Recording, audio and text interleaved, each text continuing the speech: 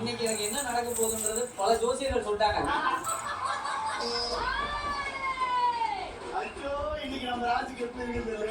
Okay Dheena எனக்கு தெரியாது. நான் இதெல்லாம் பேசினாலும் நீ என்ன எவ்வளவு லவ் பண்றேன்னு எனக்கு தெரியும். இல்ல பையன், இப்ப நீ லவ் பண்ற லட்சணம் எனக்கு தெரிஞ்சிடும். நீங்க ஆன்சர் சொல்லுங்க.